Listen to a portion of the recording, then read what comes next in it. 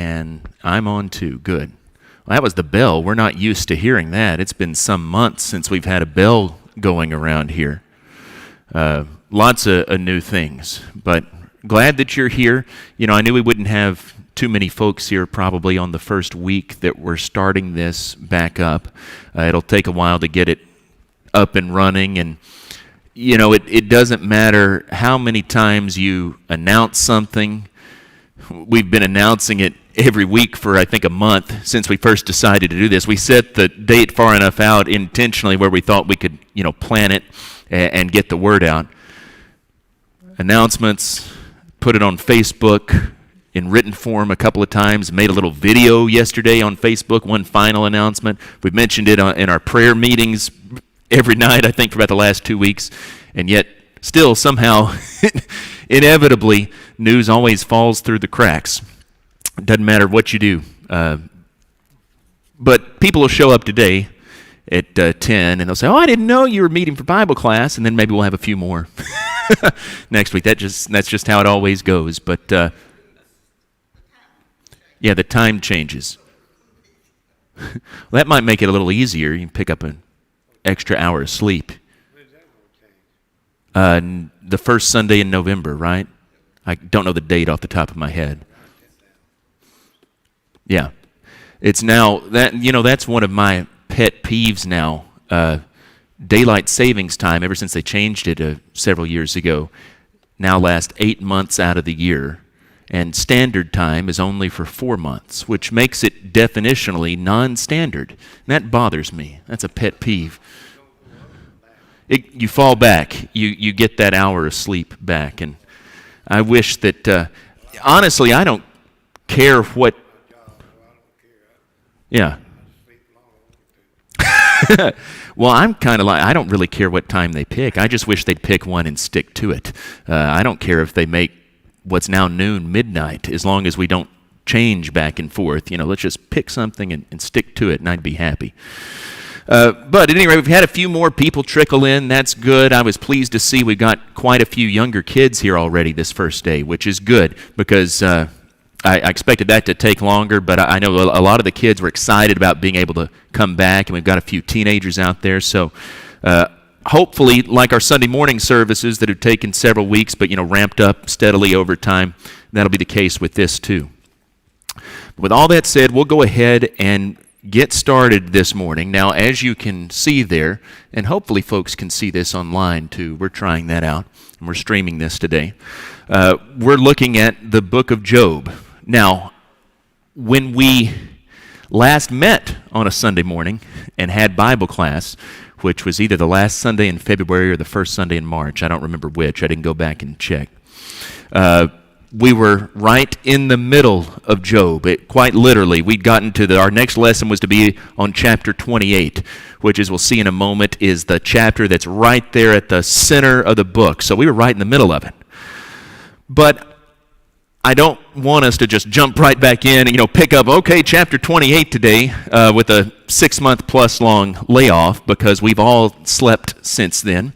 We've probably forgotten a lot of what led up to that. Beyond that, I know that not everybody was in that class. You know, some we've had start coming, really, since then. And on the other hand, at that point, we had 2 classes. You know, I know for sure Robert wasn't in there because he was in here teaching his own class. You know, usually Robert's class would meet in here, and my class would meet there in the fellowship room. So I know a lot of people weren't here for that study of Job, period. On the other hand, I'm not going to go back and teach the first 27 chapters all one after the other and redo. You know, I think we'd been in it for about 3 months at that point. We won't redo that either. So what I intend for us to do today is sort of reintroduce it, kind of go over in nutshell form what we see, particularly in that first half of the book that we've already covered, but also sort of get the lay of the land for the book in its entirety. Talk about some of the key themes, the major issues in the book, and then we'll jump back into chapter 28 next week. So hopefully this will refresh those of us who were in that class. Hopefully for the rest of us, we'll be caught enough up to speed that we'll know the general lay of the land when we get in there into land. We'll know the general lay of the land when we get in there to chapter 28, and we won't be too lost. But I was thinking this week as I was getting ready for this,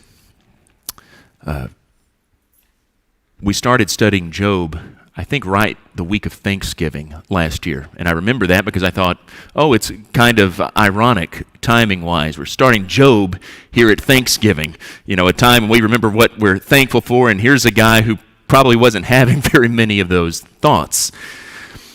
If I'd only known what was going to happen in 2020, I mean, man, could there be a more appropriate book for us to study than Job? I think it has a lot to say to us practically. And what I want us to do today, as I said, we'll go through it here, but I'm hoping that maybe some of you who were in that class can help answer some of these questions for the material that we've covered so far. Now, in general, we know the story of Job. Whether you were in that class for those first couple of months or not, in broad strokes, we know Job's story in that he was a good man, a righteous man, and God allowed him to be tested.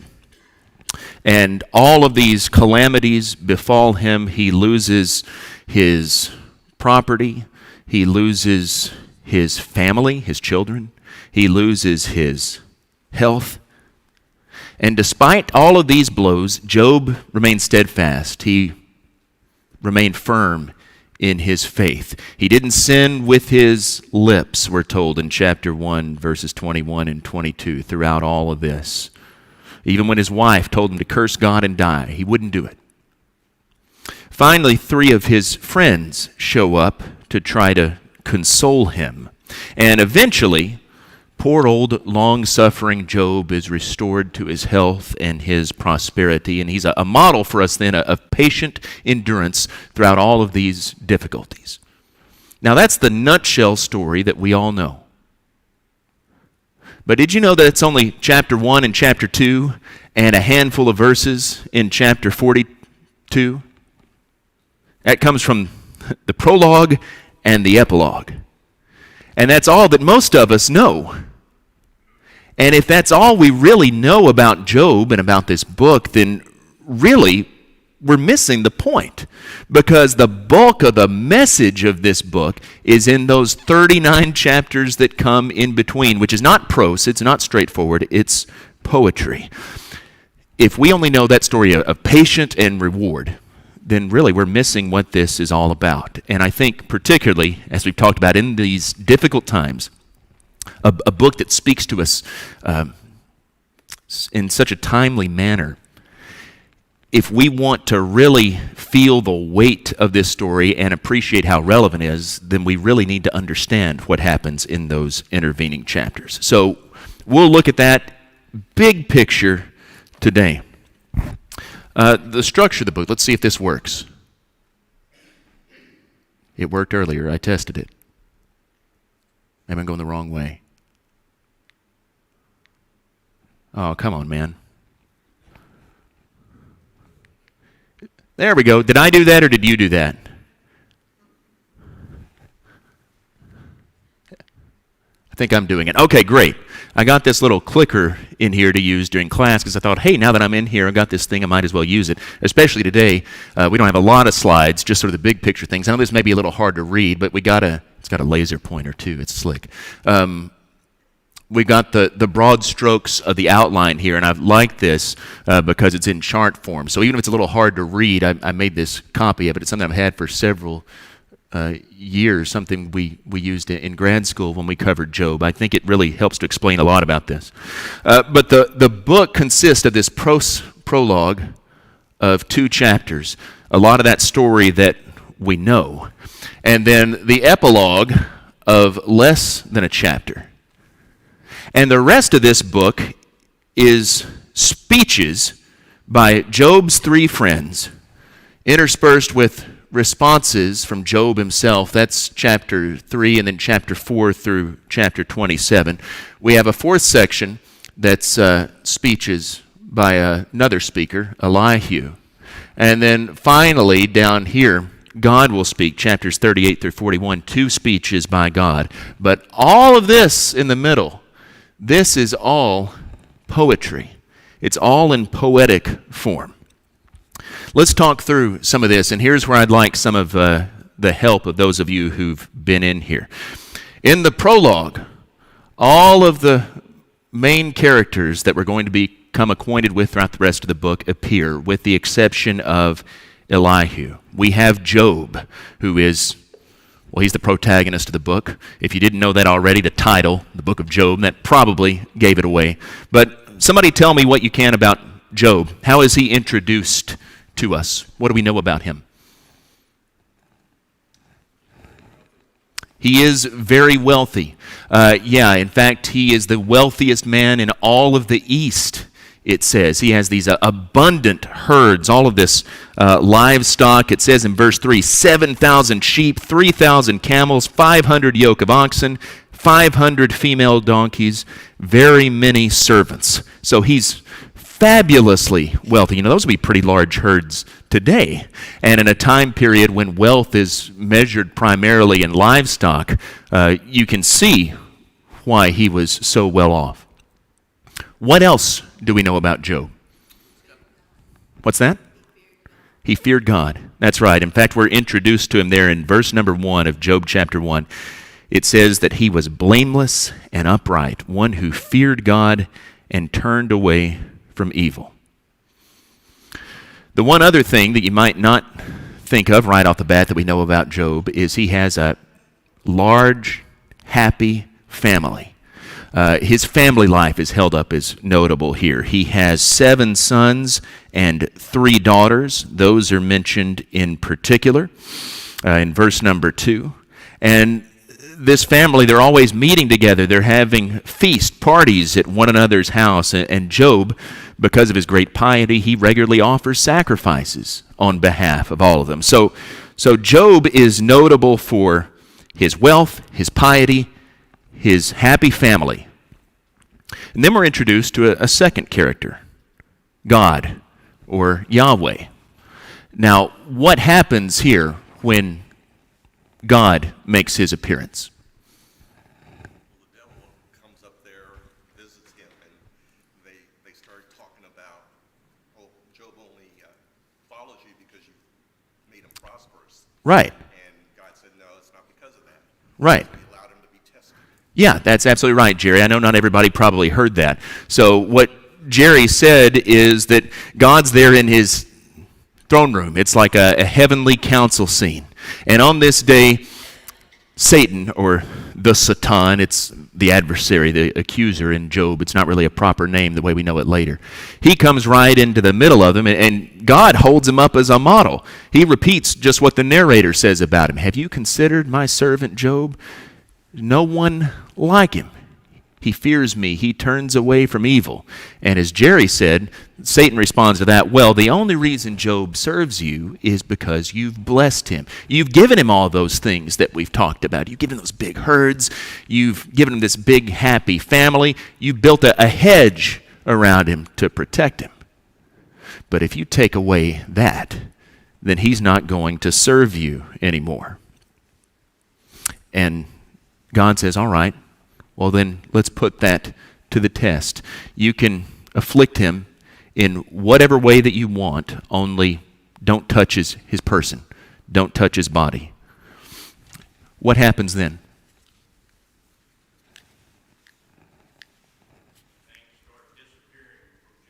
Yeah, that's one way to put it. Things start disappearing from him. And it's all in short order. If you remember this, it's on a certain day he gets one bad report after another. This starts in chapter 1, verse number 13.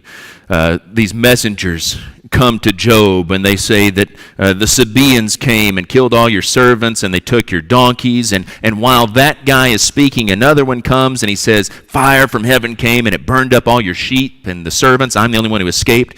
And while he's speaking, another servant comes and says that the Chaldeans came and they took your camels.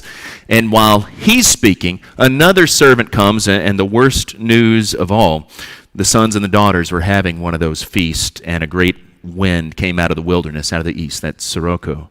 And it struck the house where they were in, and blew it over, and it killed all of them. And you remember what happened then, Job's response. We already mentioned this, actually, in verse 20 of chapter 1. Job arose and tore his robe and shaved his head, and he fell on the ground and worshipped. And he said, naked I came from my mother's womb, and naked shall I return. The Lord gave, and the Lord has taken away. Blessed be the name of the Lord. Things escalate then, just to make the story short, because Job has remained faithful. We have another heavenly council scene in chapter 2, and the same dialogue, almost verbatim, is repeated. God says, if you consider Job, he still remains steadfast, even though you incited me against him for no reason. And the Satan responds with what's essentially this proverb, skin for skin, a man will give all that he has in exchange for his life. I hope that I'm quoting that right, because I'm doing it off the top of my head. Verse number 4. But then Satan says, but if you reach out and you touch him personally, well then that's going to be it. He will curse you to your face. And God says, all right, you want to do that? Go ahead, only spare his life. And Job is then afflicted with this terrible disease. It talks here about these sores from the sole of his foot to the crown of his head. He goes and he sits on the ash heap outside the city, which is that's a place for pariahs. That's where you're ostracized. You're outside polite society. And the only relief he can get is to take these broken shards of pottery and to just scratch at his skin here. I don't know if he's trying to get rid of the sores or if they're so itchy. That's the only sort of relief he can get. And if you read through the rest of the book, jumping ahead, you see Job occasionally mention, this isn't all that he deals with. He mentions some of the other physical afflictions that he's suffering from in passing throughout the speeches, the poetry part of the book. And you have things like aches in all of his bones, insomnia. He emits such a foul stench that people can't stand to be near him. His teeth are rotting out. It goes on and on and on. It's not just the sores from head to toe. That's bad enough. But whatever this disease is, or maybe a complex of several diseases, it is gruesome. He is suffering in this unimaginable way. And then we're introduced to one more character who only makes an appearance here, doesn't appear in the epilogue, Job's wife. You remember what she says to him? That's right. Ken says, curse God. She asked him, are you still, all this has happened to you. Do you still maintain your integrity? What is the point? Curse God and die. Now, sometimes we've been pretty hard on Mrs. Job. We have to remember that she'd suffered all of these same losses the same way that Job had. And she's seeing her husband suffer here physically. So she's not in a calm or a normal frame of mind. And depending on how you interpret it, she could be saying, curse God, hoping that, God will strike him dead and Job's suffering will be at an end. So I don't think we should be too harsh on her. Nevertheless, that sort of thing only increases Job's suffering, right? That reaction that she has, even if it's warranted. Here Job is trying to remain faithful throughout all this that's happening. Now his own wife turns on him, at least in his point of view, and he says, you're talking like one of the foolish women. Are we only going to get good things from God and we never have to worry about the evil? And so Job continues to remain faithful. But then 3 of Job's friends show up. You remember these guys? Eliphaz the Temanite, Bildad the Shuhite, Zophar the Naamathite. This is towards the end of chapter 2. They appear on the scene, at least with the intention of comforting Job. And you remember what happens when they first show up? What do? That's right, nothing.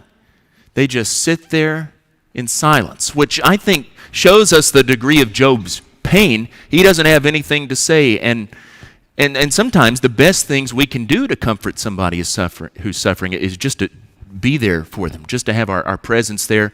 I think a lot of times we don't know what to say, and this reminds us, well, that's okay. You don't have to know what to say. Sometimes there is no right thing to say. The best thing you can do is to just be there and be supportive for a friend. And as we're going to see, if they had just kept their mouths shut, they would have been much more comforting than what they ended up being. But we have a shift. Everything changes here. Chapter 3. Yes. Said what? Well, I can't aim it up there. I mean, it won't show anywhere. They probably can't see that at home. But yeah, but if I aim it that way, it's not pointing at anything. I'm using it in here. I mean, there's nothing to aim it at there. Okay. Well, we'll. Oh, if I want to change it, yeah, but I don't want to change it right now. I wanted to leave this up for a while. So no, that's okay. Thanks. No, you're good. We're just, we're still trying to work all this out. We hadn't done anything like this before. But no, I really wanted to stay on this for a while because this is just the outline. Everything changes here in chapter 3 with what's called Job's curse lament here. He's remained silent for all of this time, but finally Job breaks his silence. He speaks, and everything just burst out of him. It's like it's all been dammed up here for this all this time, and finally it just comes pouring out. And you remember what does he say here? What does he do? Yeah, that's right, Ken. He curses the day he was born. In other words, he wishes he'd never been born. And if you were to read through chapter 3, there's some really shocking statements. He goes into a lot of detail, and of course we won't read through it for time's sake, but the whole idea is, it's almost like he's drawing on these sort of folkloric magical practices where it's like he wishes he could just take that day out of the calendar, wishes it could never happen, let that day have never happened, or else if it did, then he kind of doubles down and he says, if that day had to happen, then I wish that I had been stillborn. I wish that if I'd come into the world, I'd never lived. Now that's some pretty dark stuff. And if you read through it, if you haven't read through it, I encourage you to read through chapter 3 because there's a reason that his words shock all of his friends who were sitting there around him, because the words are shocking. I mean, here's a guy at the end of his rope, and in these very explicit terms, he's wishing that he'd never been on this earth. That's the immense degree of his suffering. That's just how deep his pain is. And it's those words that are so shocking that result in the bulk of the book, chapter 4 through chapter 27. This back and forth between Job and his friends. Now, a lot of this, and this is where, of course, we spent several weeks, if you were in this class before, a lot of that can get, after you kind of get the lay of the land, it can almost get redundant. You kind of figure out nobody's saying anything new. Although there is an escalation over time, and we tried to go through that relatively quickly when we studied this before.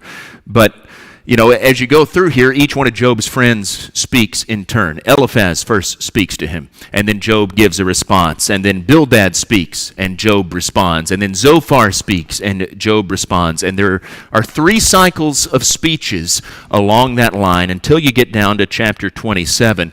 You're expecting at this point a 3rd speech from Zophar, but there's not one there. And as we said when we went through this before, probably that's because Zophar doesn't have anything more to say. We double up on a couple of Job speeches there because Zophar feels like he's exhausted himself. You can't reason with this guy. There's nothing else to say. But I'll ask you this. Pardon me. What is there are different nuances to the approaches the friends take.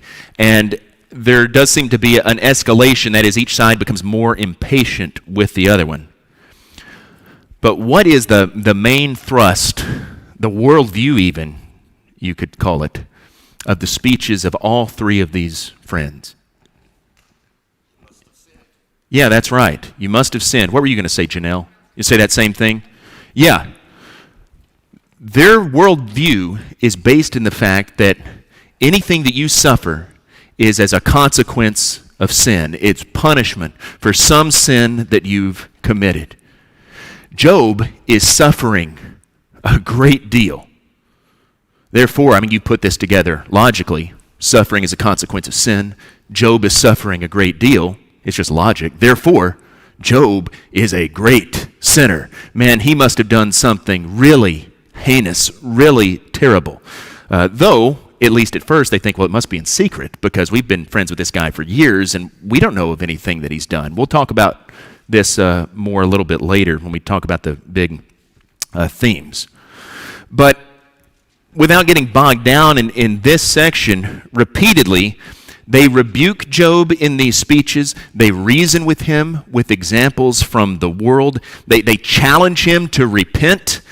And they grow increasingly frustrated that he's not listening. If you remember when we went through this before, at first they start out kind of tentatively. Eliphaz in chapter 4 in his speech, he kind of gives him the benefit of the doubt. Maybe you did this. Maybe you did that inadvertently. He says, you've strengthened a great many people, but now it's come to you, and you need to repent just the way you've encouraged others to. Whereas by the end, Eliphaz is lashing out at him, and he's accusing him of specific things and horribly wicked things. That's because for his part, Job denies that he sinned. And in fact, a lot of the point he makes is that, guys, before this happened to me, I thought just the way that you did. I would have agreed with your worldview. But now my experience has taught me something different, because Job doesn't ever claim that he's never sinned at all right? When he talks about being blameless, the whole point is not that he never sinned, it's that he always tried to follow God's will. And of course, if you go back to chapter 1, you see that he even was making sacrifices to atone for any sins that might have been committed.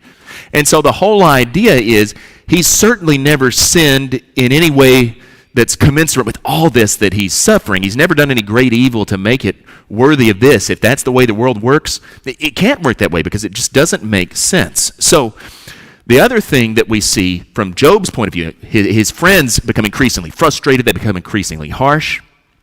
Job's progression throughout his speeches in these chapters is he starts to realize his friends don't really have anything to offer him. Miserable comforters are all of you, as he says at one point. That's why it would have been better for them to just shut up.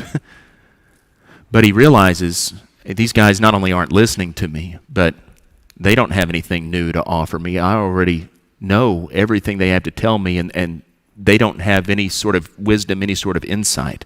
And so Job increasingly turns away from his friends and turns toward God. He realizes that that's his only hope. If he's going to get answers to his questions, they have to be resolved with God. And that brings us to chapter 28, which is where we're going to pick up in the text next week. This is not Job or anyone else speaking. We'll talk about this more in detail next week, but this is sort of an interlude. This is the inspired narrator speaking with a hymn to wisdom. It breaks everything up here. And you notice we've got these letters here. That's because Job, one way to organize it is to think of it as what's called a chiasm. And that comes from the letter chi, X in Greek. You see this right there? But the whole idea is an X shape. That is, you got it built in reverse parallelism. You got A and A prime down here, the prologue and the epilogue. And the whole idea is everything is building up and then working back out in reverse order to this chapter 28, which is the point. Chapter 28 is revealing to us what this book is really all about. So just like chapter 3 serves as sort of a bridge between the prologue and these speeches here, this serves as one between the dialogue between Job back and forth and these speeches of Elihu and God to come. But the whole point of this, as I said, chapter 28, and we'll look at this in detail next week, but you can really see it summed up there at the end of chapter 28. Verse 28, he said to man, that is God, behold, the fear of the Lord, that is wisdom, and to turn away from evil is understanding. That's really the key verse of the whole book. This is pointing to the fact this is what the book is about. Same way that we see in Proverbs, chapter 1, verse 7, it's almost the same thing. The fear of the Lord is the beginning of wisdom. That's the idea. Job needs to continue to trust him. So in that way, it's foreshadowing the fact that God's going to end up speaking. But also it reminds us what's at stake here. Why is Job held up as a test case in the first place? Because he fears God. That's the whole thing that makes him desirable, that makes Satan want him. Have you considered my servant Job? There's no one like him. He fears God and turns away from evil. And that's what's at stake here. Is he going to continue to fear God? The next section, briefly, since we haven't even gotten to this yet in the study, but just to give the shape of the whole book, chapter 29 through 31, we have Job's avowal of innocence. He starts speaking here, and he remembers his past life. He thinks about the good old days when he was that man who was respected in the community, when he had his whole family, when he was wealthy, and then in comparison to all that, he laments his present condition, everything that's happened to him. But finally, the focal point of all this is in chapter 31, where he makes this oath of innocence. This draws on legal practices in the ancient world. The whole idea is, Job has been building. He wants God to answer him. Job swears that he's innocent.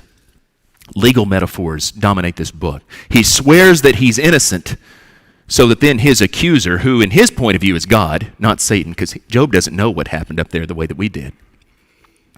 The whole idea is that he's forcing God to come and to respond to him because he's sworn that he's innocent, and so God needs to account for himself. Now, in the structure of the book, in a way, this avowal, even though we don't have it quite like this here, a different way of looking at it, this sort of balances out that curse lament that he makes back in chapter 3, because where that curse and lament set the tone, it revealed his despair, it shocked the friends, that's what urges them to speak and to try to get him to repent. This is Job's final statement here about his innocence. And where before the friends had begun to speak, when Job speaks here, those three friends, they don't say anything else. It reduces them to silence because they figure this guy's lost. I mean, he's here challenging God directly. God, you need to come down here and answer me. The whole point is after this, only God can give an answer. We have this brief interruption here with the Elihu speeches. The friends are either afraid or they're resigned to Job's fate. But Elihu is a young man who's been listening. He speaks up, and his approach really, for the sake of time, it's just close to that of the three friends, although it's not quite as harsh as them. He admits that maybe not all suffering is on account of sin. It could be that God's trying to turn you, trying to correct you for some reason. But I think a lot of the function they serve is that it delays God appearing here, because if God had appeared immediately after Job speaks, it's almost like Job is forcing his hand. But this reminds us, no, God's only going to show up because he wants to, not because he has to.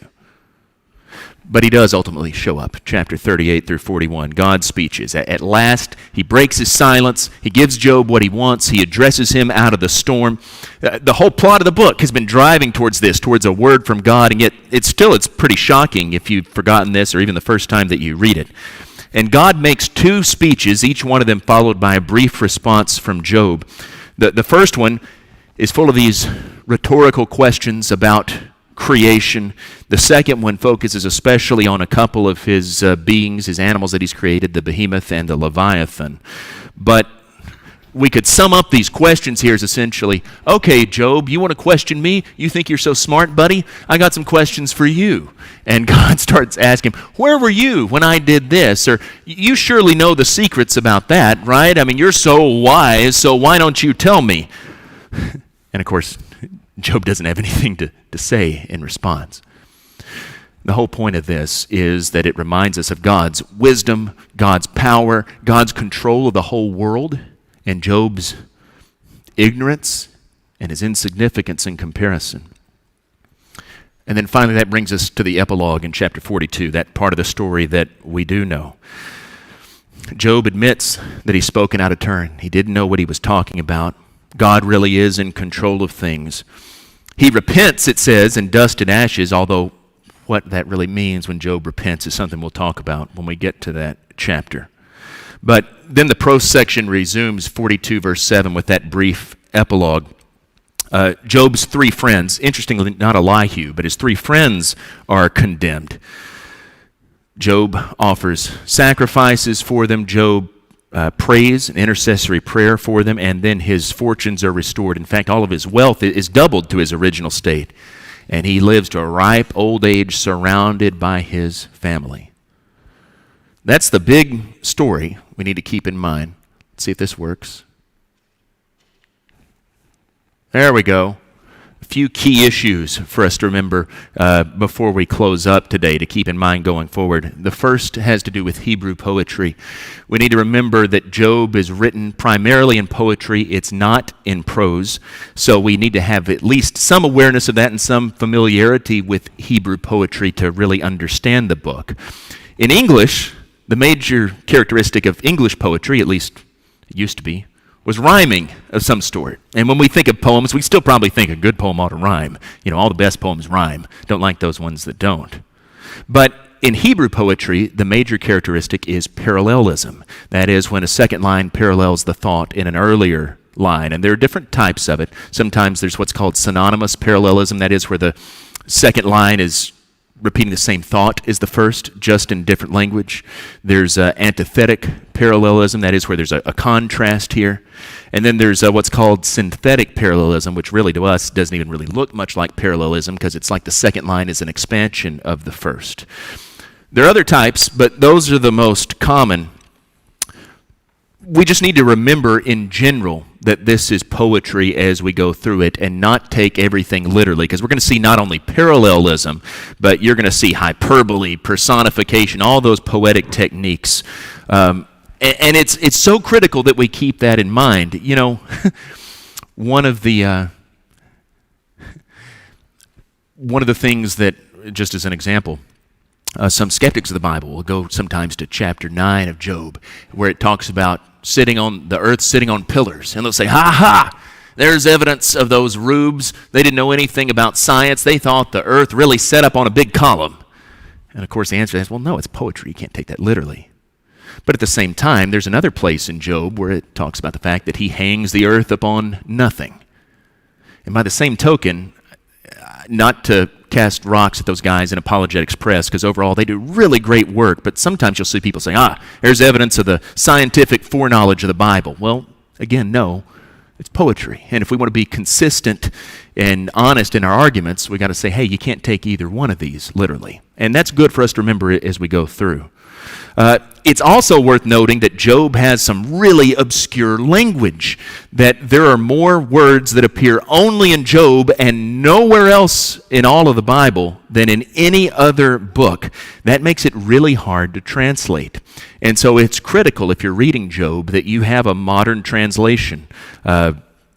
Sometimes modern translations don't even know. They'll have a bunch of footnotes there. But we've learned a lot about Hebrew in the last 400 years. Nothing wrong with the King James Version in general, but I'd recommend that if you want to study Job because of its complexity, that you use a modern version. That's why we go through the ESV.